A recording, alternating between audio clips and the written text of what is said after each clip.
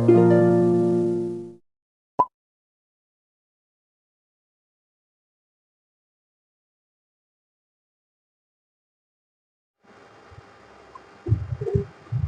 आज हम एक इम्पोर्टेंट टॉपिक पे डिस्कशन कर लेते हैं। बच्चों में मेनली प्रॉब्लम ये रहती है कि वो कौन सी बुक का सिलेक्शन करे जिससे उनकी तैयारी अच्छी हो जाए, बोर्ड के एग्जाम के क्लास 10th की तैयारी अच्छी हो, रिजल्ट बढ़िया है। इसके लिए मैंने कुछ बुक को सेलेक्ट किया हुआ है, इसी से मैं पढ़ाता भी हूँ और मैंने पहले भी खुद भी इसी से पढ़ रखा है।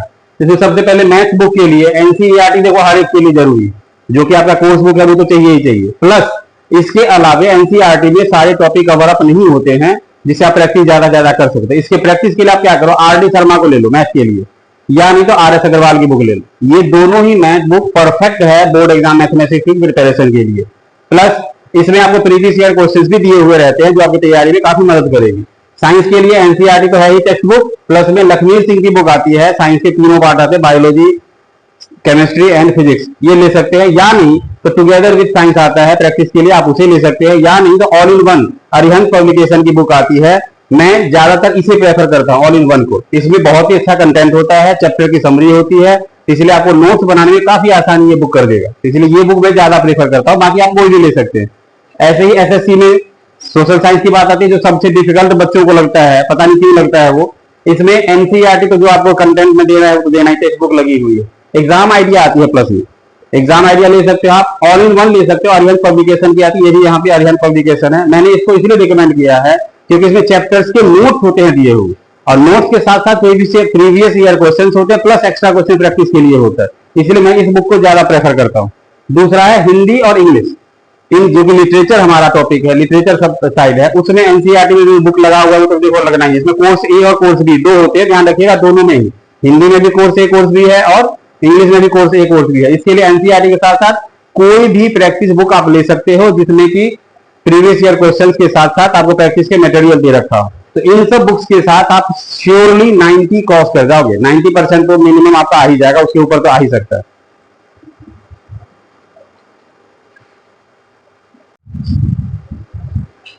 अभी हम देखेंगे digestion in human being complete कहां होता है, तो कंप्लीट होता है स्मॉल इंटेस्टाइन में। स्मॉल इंटेस्टाइन में पैंक्रियाज से आता है पैंक्रियाटिक जूस, लिवर से आता है बाइल जूस।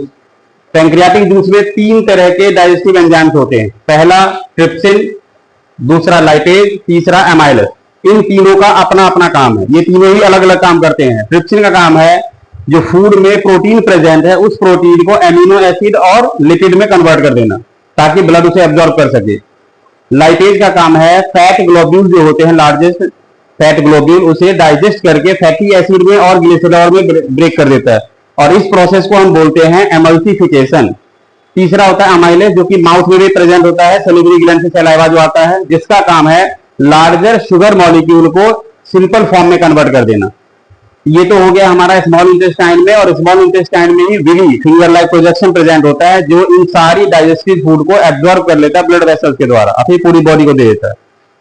फिर स्मॉल इंटेस्टाइन में ही लिवर से निकलता है बाइल जूस, जो डायरेक्टली स्मॉल इंटेस्टाइन में फॉर्म नहीं किया जाता, डायरेक्टली कहां आता है, गॉल ब्लैडर में स्टोर किया हुआ होता है। फिर वहां से हमारे स्मॉल इंटेस्टाइन में जाता है जहां पे फैट ग्लोब्यूल को डाइजेस्ट करने का काम करता है, फैटी एसिड एंड ग्लिसरॉल में। ये जो लाइपेज था पैंक्रियाटिक जूस में और लिवर में जो है प्रेजेंट बाइल जूस, इसमें इन दोनों का एक ही काम है। तो जब फैट डाइजेस्ट होता है फैटी एसिड और ग्लिसरॉल में, तो इस प्रोसेस को कहते हैं एमल्सिफिकेशन। तो इसका मतलब है कि डाइजेशन जो है हमारे स्मॉल इंटेस्टाइन में कंप्लीट हो जाता है। इसके बाद फूड चला जाता है अनडाइजेस्टेड फूड और वाटर के साथ लार्ज इंटेस्टाइन में, जहां पे वाटर को एब्जॉर्ब किया जाता है, और जो सॉलिड वेस्ट बचा वो लार्ज इंटेस्टाइन या रेक्टम में जमा हो जाता है। रेक्टम से फिर हम एनएस के रास्ते बाहर कर देते हैं।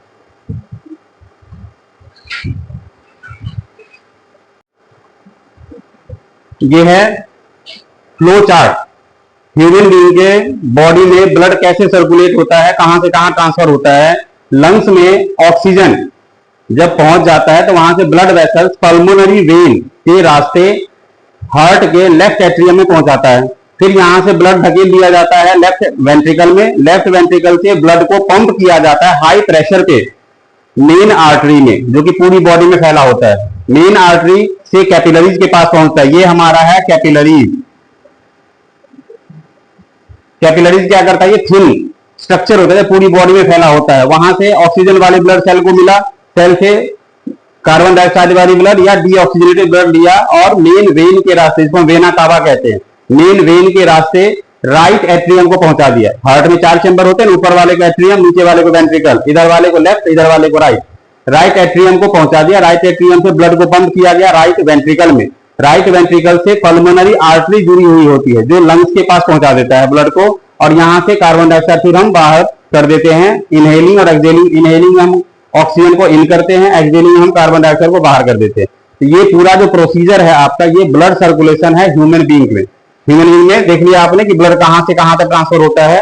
एक ही बार में लेफ्ट साइड में ब्लड आता है ऑक्सीजन वाली, तो उसी टाइम पे कार्बन डाइऑक्साइड वाली ब्लड हमारी बॉडी से बाहर भी करने का काम करता है। ब्लड में से कार्बन डाइऑक्साइड बॉडी से बाहर, ऑक्सीजन लेके फिर वापस, ये प्रोसीजर हमेशा चलता रहता है।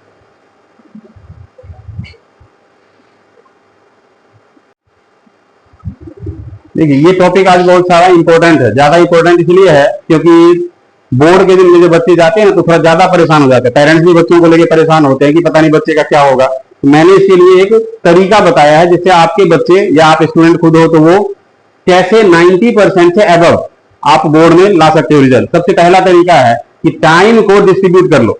24 घंटे आपके पास होता है पर डे, उन 24 आवर्स में 7 से 8 घंटे तो स्लीपिंग के लिए देखिए जरूरी है, 9 आवर स्कूलिंग में चला ही जाता है, 1 से 2 आवर आप एंटरटेनमेंट के लिए रखो। अब इस एंटरटेनमेंट के लिए अलग से 1-2 घंटे की रखने की जरूरत नहीं है। आपको क्या करना है, 1 घंटा अपने दोस्तों के साथ या बाहर जाना है, 1 घंटा तो हटा दो।